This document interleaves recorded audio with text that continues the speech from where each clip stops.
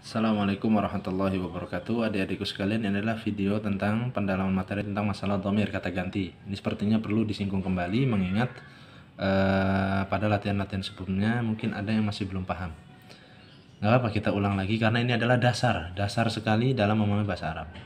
Dalam percakapan biasanya kita lihat ada tiga unsur dalam komunikasi atau percakapan.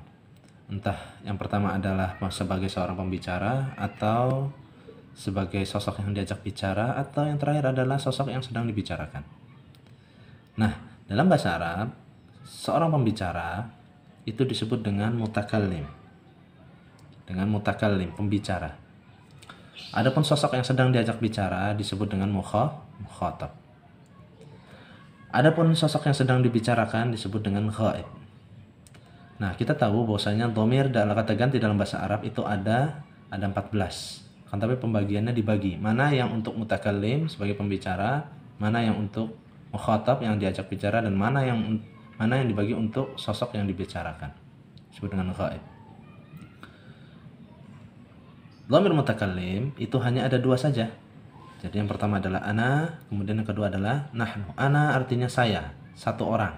Ana untuk satu orang. Adapun nahnu itu untuk 2 orang atau lebih. 2 orang atau lebih. Nah, untuk dhamir ana, kata ganti ana ini dia bebas untuk laki-laki ataupun perempuan. Adapun nahnu juga sama, untuk laki-laki ataupun perempuan. Misalkan, contoh, Ahmad sedang mengajak bicara Ibrahim. Maka Ahmad sebagai pembicara, dia menggunakan dhamir mana? Ana atau nahnu? Ana. Atau Fatimah sedang mengajak bicara Ibrahim, maka juga menggunakan dhamir ana. Adapun dhamir nahnu, kita 2 atau lebih, Ahmad dan Fatimah keduanya sedang mengajak bicara Ibrahim, maka kata ganti yang digunakan adalah nahnu. 2 atau lebih, di situ ada Ahmad, Fatimah, dan Ismail.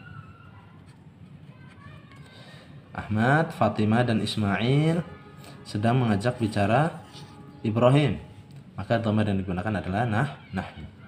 Jadi nahnu atau ana tidak terikat dengan jenis, jumlahnya untuk ana 1 orang saja, nahnu 2 atau lebih. Sebagai pembicara, ya. Ahmad, saya sedang berbicara kepada Ibrahim, maka ana. Fatimah, saya sedang berbicara kepada Ibrahim, maka ana juga. Adapun kita, Ahmad, Fatimah, Ismail, kita sedang berbicara kepada Ibrahim, maka yang digunakan adalah nahnu. Kemudian mukhatab Ibrahim, ini kan yang diajak bicara nih. Karena dia 1 orang, maka dhamir yang dipakai adalah anta. Engkau 1 orang. Kemudian bila si Ahmad sedang mengajak bicara Ibrahim dan Zaid, maka ini jumlahnya 2 orang laki-laki, maka dhamir yang digunakan adalah antuma, mukhatab yang diajak bicara. Karena Ahmad sedang mengajak bicara Ibrahim dan Zaid, maka dhamir yang digunakan adalah antuma, kalian berdua. Misalkan Ahmad sedang mengajak bicara Ibrahim, Zaid, dan Ali, maka dhamir yang digunakan adalah antum, kalian bertiga atau lebih. Atau misalkan Ahmad sedang berkhutbah, sudah mengajak bicara khutbah Jumat, mengajak bicara para audiensnya yang terdiri dari laki-laki yang jumlahnya itu lebih dari 3, maka yang digunakan adalah kata ganti antum. Ya, sampai sini sudah paham ya? Adapun anti, misalkan Ahmad sedang mengajak bicara siapa? Salamah. Ahmad sedang mengajak bicara Salamah, 1 orang. Maka dhamir kata ganti yang digunakan adalah anti. Kemudian Ahmad sedang mengajak bicara Salamah dan Fatimah, maka yang digunakan adalah antuma. Atau Ahmad sedang mengajak bicara Salamah, Fatimah, kemudian juga Ruqayyah. Nah, Ahmad sedang mengajak bicara ketiganya, maka yang digunakan adalah antunna. Ya, sampai sini sudah paham? Atau si Ahmad sedang mengisi seminar, tentang pendidikan anak-anak. Jadi yang hadir itu ibu-ibu. Ahmad sedang mengajak bicara, audiensnya pendengarnya adalah ibu-ibu misalkan. Jumlahnya lebih dari 3. Juga dhamir yang digunakan adalah antun. Kemudian kita masuk ke dhamir ghaib. Dhamir ghaib adalah orang yang tidak hadir antara pembicara dengan orang yang diajak bicara. Contoh misalnya si Ahmad ini sedang mengajak bicara Ibrahim, dan Ahmad dan Ibrahim sedang membicarakan si Abdullah. Ahmad, wahai Ibrahim, apakah engkau melihat Abdullah? Nah, Ahmad berbicara sebagai mutakallim, Ibrahim sebagai mukhatab yang diajak bicara, Abdullah sebagai sosok yang dibicarakan. Karena apa? Abdullah ini tidak ada sosoknya antara pembicara dan orang yang diajak bicara. Wahai Ibrahim, apakah engkau melihat Abdullah? Nah, Abdullah ini posisinya sebagai orang yang dibicarakan. Maka Abdullah melihat satu orang, maka dhamir yang dipakai adalah huwa. Kemudian misalkan sosok yang tidak ada atau sosok yang sedang dibicarakan itu berjumlah 2 orang. Wahai Ibrahim, Ahmad berbicara kepada Ibrahim. Wahai Ibrahim, apakah engkau melihat Abdullah dan Muhammad?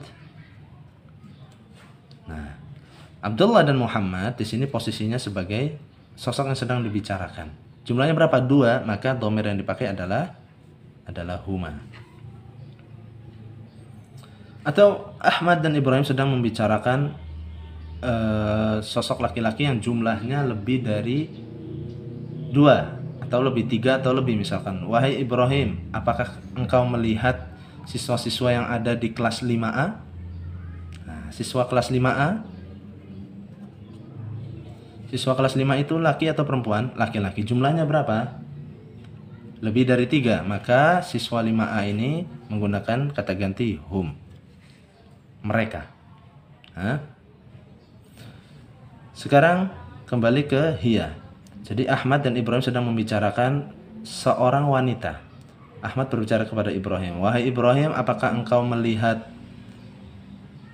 Salamah? Nah, Salamah di sini sebagai sosok yang dibicarakan dan jumlahnya 1 orang, maka dia menggunakan dhamir hiya. Apakah engkau melihat dia, yaitu Salamah, maka kata ganti yang digunakan adalah hiya. Kemudian Ahmad menanya kepada Ibrahim, wahai Ibrahim, apakah engkau melihat Salamah dan Fatimah? Nah, Salamah dan Fatimah ini kata ganti yang digunakan adalah huma, karena 2 orang perempuan. Atau Ahmad mengajak bicara Ibrahim, bertanya tentang wanita yang jumlahnya lebih dari 2, 3 atau lebih. Misalkan Ahmad bertanya kepada Ibrahim, wahai Ibrahim, apakah engkau melihat siswi-siswi yang ada di 5E? Nah, siswi 5E ini jumlahnya berapa? 3 atau lebih. Maka dhamir yang digunakan adalah hunna.